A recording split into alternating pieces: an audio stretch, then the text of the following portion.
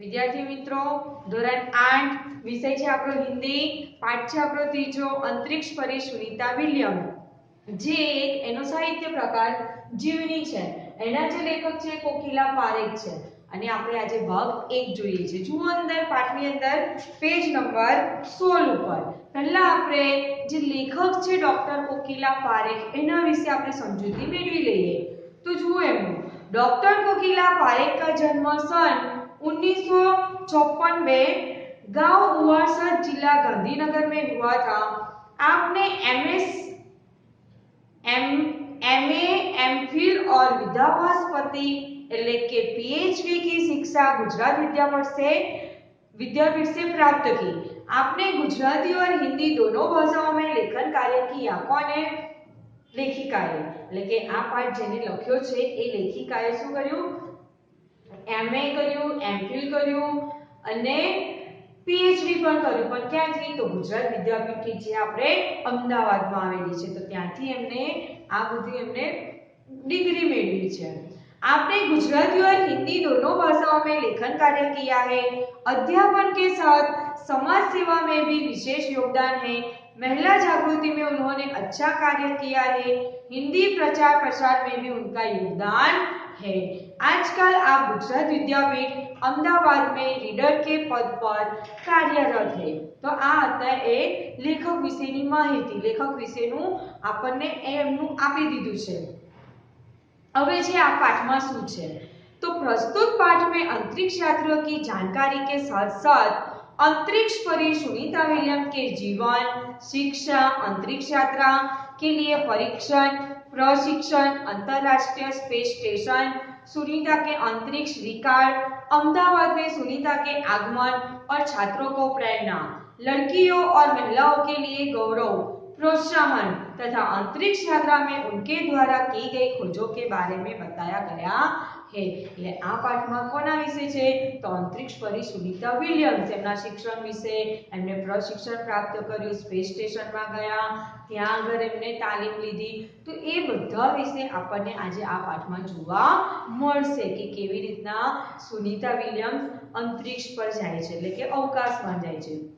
जुओ अंदर कि 20 सितंबर 2007 को अहमदाबाद हवाई अड्डे पर अमेरिका से एक हवाई जहाज आ पहुंचा। तब अटलांटिस यान पृथ्वी पर पहुंचने जैसी उत्तेजना हुई थी।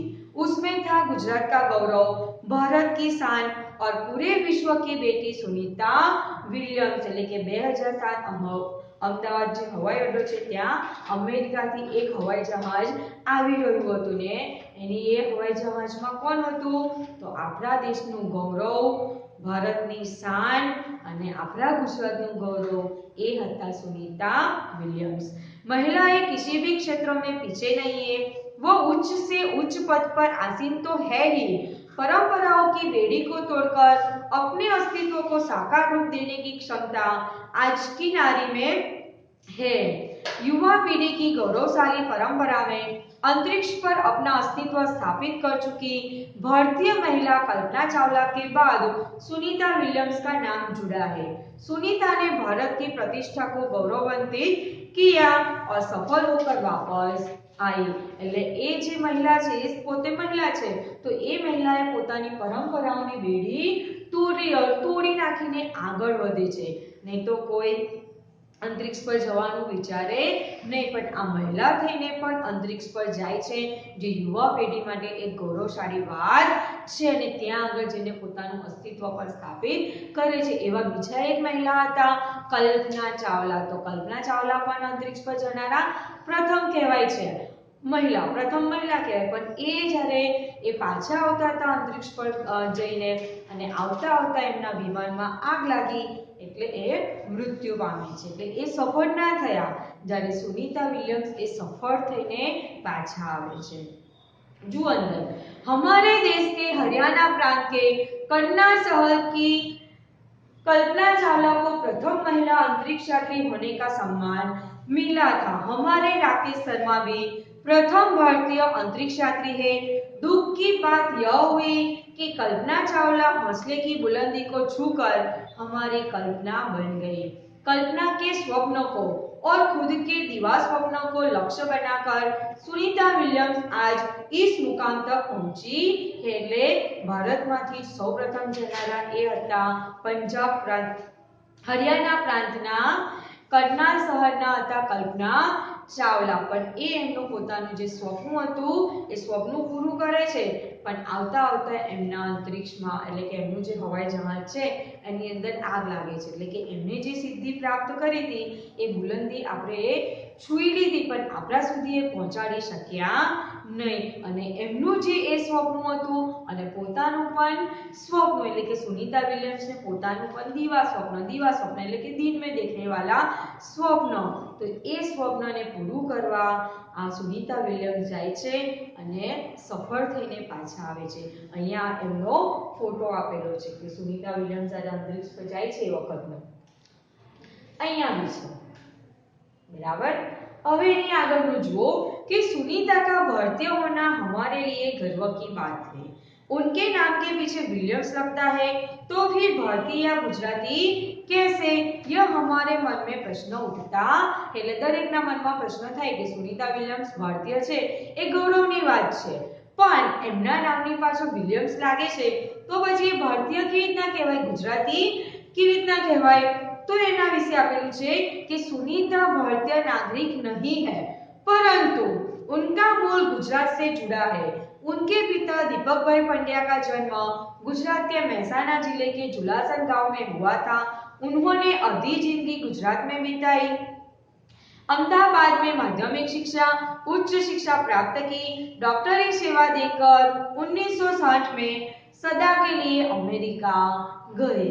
એટલે કે એમના જે પિતા છે દીપકભાઈ પંડ્યા એ આપણા અહીંના મહેસાણા જિલ્લાનું એક જુલાસણ ગામ છે ત્યાંના રહેવાસી છે અને ત્યાં એમને અડધી જિંદગી અહીંયા વિતાવી। એમનું પ્રારંભિક શિક્ષણ, માધ્યમિક શિક્ષણ એ બધું એમને અમદાવાદથી કર્યું અને ત્યાર પછી ડોક્ટરી સેવા એટલે ડોક્ટર બની ગયા પછી ડોક્ટરી સેવા માટે 1960 में એ જાય છે અમેરિકા। वे मैसाचुसेट्स के कार्लमाउथ में प्रसिद्ध न्यूरोसर्जन थे। उन्होंने उर्सबाइन बॉनी नामक युगोस्लावियन युवती से शादी की। पिता दीपक भाई पंड्या और माता उर्सबाइन के जय, दीना और सुनीता तीनों संतानों में सुनीता सबसे छोटी है। એટલે કે એમના જે પિતા છે એ ક્યાં જાય છે? મેસાચુસેટ્સ, એ અમેરિકાનું એક રાજ્ય છે, તો ત્યાં આગળ જાય છે। ત્યાં આગળ એક કાર્લમાઉથ નામનું એક શહેર છે, તો ત્યાં આગળ એ પ્રસિદ્ધ ન્યુરોસર્જન બને છે। ન્યુરોસર્જન એટલે મસ્તિષ્કની જે સર્જરી કરે એવા ડોક્ટર, તો એ બને છે અને ત્યાં આગળ રહે છે।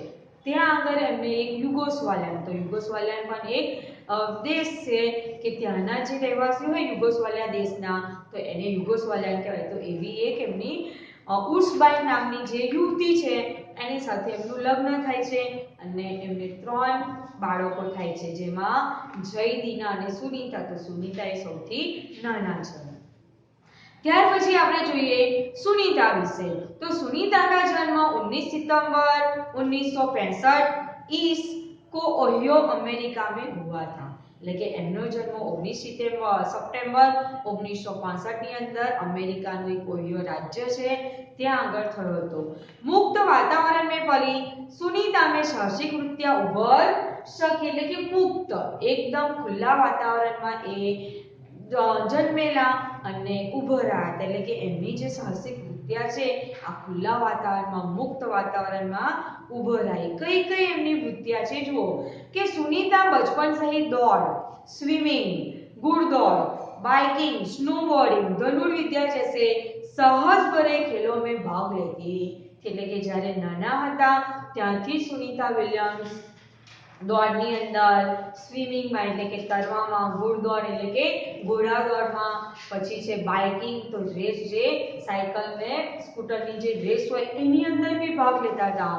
સ્નોબોર્ડિંગ બરફ પર ચાલવાનું જે આવે છે એના ઉપર બી ભાગ લેતા હતા અને ધનુર્વિદ્યા જે તીર બાણ હોય અને એ બાણથી કોઈને તાકવાનું હોય નિશાન તો એવા બધા જે ખેલ રમાતા હતા તો એવા ખેલોમાં પણ એ ભાગ લેતા હતા। वो मेहनती थी। कौन? सुनीता विलियम्स मेहनतू हता। घर वाले उसे प्यार से सुनी कहते थे। 6 साल की सुनी ने अमेरिका यात्री नील आर्मस्ट्रॉन्ग को चांद की धरती पर उतरते देखा था। तब से मन में निश्चय कर लिया था कि मुझे कुछ ऐसा कर दिखाना है। बचपन का सपना संकल्प उसने साकार किया। किसने?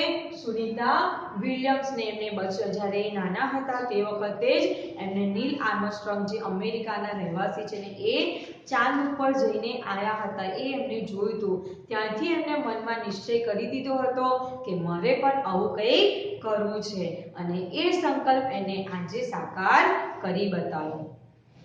उसकी हाई स्कूल की शिक्षा मैसाचुसेट्स से हुई। यूनाइटेड स्टेट्स नेवल अकादमी मैरीलैंड से भौतिक विज्ञान में स्नातक किया। હવે સ્નાતક એટલે તમને એવું થાય કે સ્નાતક વળી શું તો જ્યારે કક્ષા 12वीं कक्षा के बाद 3 साल का पूर्ण अभ्यास એટલે કે 12મા ધોરણ પછી 3 વર્ષની જે કોલેજ કરો છો FYSY TY એને કહેવાય છે સ્નાતક એટલે કે એટલા સુધીનું જે બને એને સ્નાતક કહેવાય છે એટલે કે આપણે ગ્રેજ્યુએશન બી કહી શકીએ। ત્યાર પછી engineering management Florida institute of technology 1995 में बाद में अनुस्नातक किया। હવે સ્નાતક આવ્યો એટલે એના પછી શું આવે अनुस्नातक એટલે કે જે આ 12મા પછીની 3 કોલેજ છે અને એ 3 કોલેજ પછી પણ પાછું 2 વર્ષની કોલેજ આવે તો એને કહેવાય છે अनुस्नातक। તો એ એમને કર્યું કે આગળ ત્યાં એમના અમેરિકામાં પેલું ભૌતિક વિજ્ઞાન અકાદમી મેરીલેન્ડમાં એટલે કે યુનાઇટેડ સ્ટેટ્સ નેવલ અકાદમીમાં ત્યાર પછી engineering management Florida institute of technology છે તો એની અંદર એમને અનુસ્નાતક કર્યું એટલે કે જે 3 વર્ષની કોલેજ પછીની જે 2 વર્ષની કોલેજ આવે છે એ આમ બીએસસી ને એમએસસી કહેવાય એવી રીતના। इसके पहले 1987 में नेवल अकादमी से व्यावसायिक अनुभव के लिए जुड़ी जहां साहस और श्रम की प्रवृत्तियों का महत्व था। इसके बाद नेवी में एविएशन ट्रेनिंग अमेरिका में कमीशन अधिकारी बेसिक डिवाइनिंग ऑफिसर का पद मिला એટલે આવું બધું એ ભણે છે અભ્યાસ કરે છે ત્યાર પછી એમને નેવી એવિએશન ટ્રેનિંગ મળે છે અને ત્યાં આગળ એ પોતે અધિકારી કમિશન અધિકારી બને છે। हेलिकॉप्टर प्रशिक्षण प्राप्त किया એટલે કે हेलिकॉप्टर ચલાવવાનું પણ એમને ટ્રેનિંગ લીધી હતી। प्रशिक्षण के बाद ऑफिसर इंचार्ज बन गई। सुनीता को United States naval test pilot course के लिए चयनित किया गया। पायलट बनने की सिद्धि को प्रथम कदम माना। ત્યાર પછી એને જે United States naval test pilot course છે એ પાયલટ કોર્સ भी કર્યો અને પોતે પાયલટ બને છે। अंतरिक्ष पर जाने की तीव्र इच्छा थी इसलिए हिम्मत नहीं हारी और नासा जाने में सफल हुई। लेकिन એમને અંદર એવી ઈચ્છા હતી કે મારે અંતરિક્ષ પર જવું જ છે એટલે અંતરિક્ષ જવા માટે એ ઘણી મહેનત भी કરે છે અને અંતરિક્ષ જવા માટે પહેલા ક્યાં જવું પડે તો નાસા જવું પડે તો એ નાસા જવામાં પણ સફળ થાય છે। तब से आज तक सुनीता नासा में कार्यरत है। 1998 में अंतरिक्ष यात्री कार्यक्रम में द्वितीय प्रयास में चयन हुआ। दुनिया में हजारों वैज्ञानिक और पायलट है पर अंतरिक्ष यात्री केवल 100 है એટલે કે દુનિયાની અંદર તમે જ્યાં જુઓ ત્યાં ડોક્ટરો વૈજ્ઞાનિકો પાયલટો હોય છે પણ અંતરિક્ષ યાત્રી કેટલા એ લોકો હજારો છે ત્યારે અંતરિક્ષ યાત્રી ફક્ત 100 છે અને એવા એમાંના જે 100 ની અંદરના એમાંના એક છે આ સુનીતા વિલિયમ્સ। આ હતો આપણો ભાગ 1। હવે પછીનું જે કંઈ જોઈશું એ આપણે ભાગ 2 માં જોઈશું।